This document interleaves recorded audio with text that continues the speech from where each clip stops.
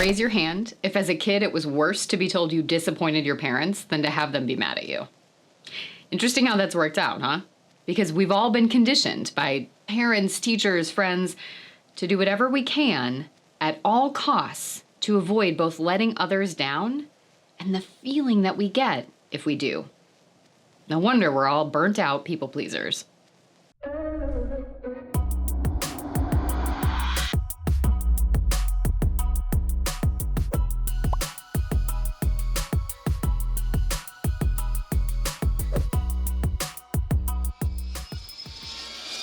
Hey everyone, how's it going? I'm Wackett.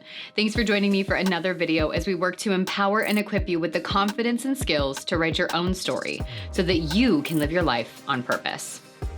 Today I want to talk about disappointment and where, as a society, we've gotten our priorities around it all wrong. We're always worried about the idea of disappointing people. We worry about letting people down or leaving them thinking less of us. What does that mean about us, our value, our success, our place in the world? Disappointment is a primary fuel source of shame. The belief we have to be something more, better, less, or smaller in order to meet the standards of the world around us. And when we let the fear of disappointing others guide the choices we do or don't make and the way we show up in the world, we lose ourselves. We lose ourselves to the performance version of us, trying to please everyone and offend no one. But the idea of disappointing someone is nothing to fear or to shy away from. First, because it's an experience that can't be avoided, so it becomes wasted energy trying to mitigate the risk of exposing yourself to an inevitable experience. Second, because the experience of disappointment, regardless of which end you're on, doesn't mean anything is wrong with you or the other person. It simply means you're misaligned in some capacity. So what do I mean by this? To be disappointed in someone, they or you had to have done or not done something that goes against what the other person had expected or hoped. These expectations and hopes are rooted in the individual's wants, values, agenda, and priorities, and might not be shared with the other party. Perhaps you were disappointed on your birthday when your partner didn't throw you a surprise party like you'd been hoping for. Maybe your parents or caregivers were disappointed in you because you lied to them, or maybe you stayed out past curfew, or you decided to go into a career that they didn't approve of. Maybe your friend is disappointed in you because you didn't come out to dinner or didn't give them a call when they were expecting you to, or weren't available when they needed something. None of these experiences mean that the disappointee, yes, I made that word up, is a bad person or did something objectively wrong. It doesn't mean that they don't love you or care about you or that you aren't capable. It means that they acted in a way that didn't align with the other party's wants, priorities, or values. You wanted the surprise party. Your partner didn't think to do it or didn't see it as a priority or want for you. You have every right to be sad. And that doesn't mean your partner loves you any less, doesn't care about you, or didn't put thought into your birthday. It means what you wanted and what they did took two different directions. So let's turn this back to ourselves and the ways in which we have, will, or could disappoint someone and reframe the way we're engaging with that feeling. When someone doesn't get what they had hoped, wanted, or believed, they're entitled to their own response. And in many cases, that response might be disappointed. They might be disappointed you said no to plans they were really excited about. They might be disappointed that you're unable to get a project done in the timeline that they had hoped or in the manner and fashion in which they had seen it in their heads. They might be disappointed you're ending your marriage of 30 years when you have kids at home that you should really think about. They could be disappointed that you're taking a different, harder, more arduous career path than they wanted for you. They might be disappointed about who you voted for, the way you identify, maybe your sexual orientation or your beliefs. And on the other side of things, there's understandably a letdown. People get to be sad. Mad, hurt, frustrated, disappointed. That's okay. And that's not yours to own. Their feelings don't get to supersede you making the choices that are right for you or being the person you are. Their feelings don't get to overshadow your own. Their feelings don't get to define you as a person. They are having a reaction to an experience, behavior, circumstance, or situation. It's not about you as a person.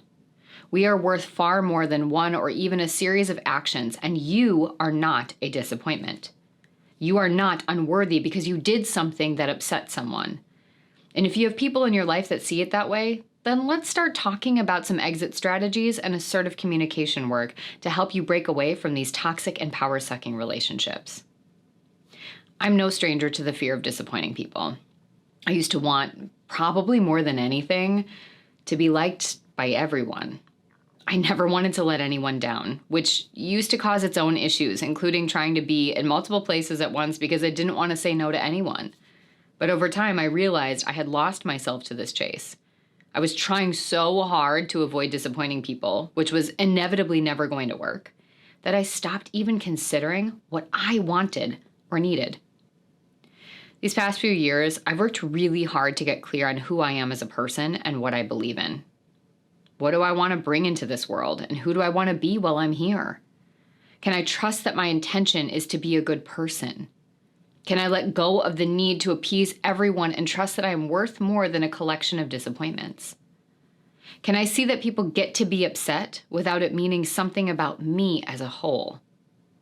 And most importantly, can I learn to tolerate the distress both I and the other person feels when disappointment enters the room? My mom was disappointed we made a decision not to baptize Everly. A former employer was disappointed when I left that job to pursue my own business. Clients, friends, colleagues were upset when we moved across the country. Our family was upset when we didn't travel across the country during the pandemic for get-togethers. A client of mine was recently upset when I told them I wasn't able to make their new schedule work with mine, and we had to talk about terminating our work together way earlier than we had anticipated. All of these situations were hard. In fact, these situations sucked. It's not easy having people push back against what you believe or see their own agenda as superior to yours. It's not easy to let go of the pressure we feel that we owe everyone an explanation for the choices we make, which, newsflash, you don't. It's not easy to be okay with people being upset with you, especially when they're upset with the story they've created in their head or merely their shame has created in their head that might not have anything to do with what you said or did. But the more I separate myself from these situations, the easier it gets to make space for myself and the choices I do and don't make, as well as the responses of others. I completely understand in every example why the other party or parties were disappointed. In many cases, I would have been too if I was on the other side. And when I can see it from a more distant perspective, I'm able to create space for others to be upset and to respect that experience while having space for my own as well. Remember, other people get to feel the way they feel, and that doesn't have to be anything that you or I take on to fix or change. I have a joke with one of my clients where we say, "Don't pick up that ball. This is not a game I want to play, and it's okay to see the ball, feel tempted by the ball, and walk away from it all the same." So now it's your turn. How has it served you to prioritize others' approval or happiness over your own?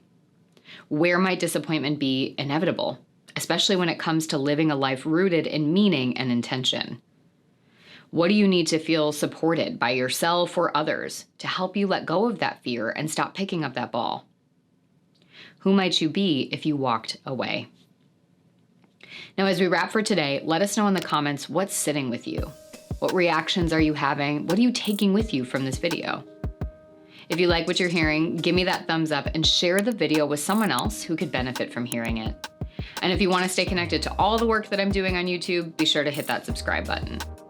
I also highly want to encourage you, if you haven't gotten your name on the AR Insider yet, be sure to click the link in the show notes and get yourself on the list to get exclusive content and discounts that I don't share anywhere else, and stay in the know on all of the new content and projects I'm working on, as well as get a healthy dose of support, motivation, and bluntness in your inbox every other week. Remember, you have the right to author your own story. So let's go get that pen back. I'll see you next time.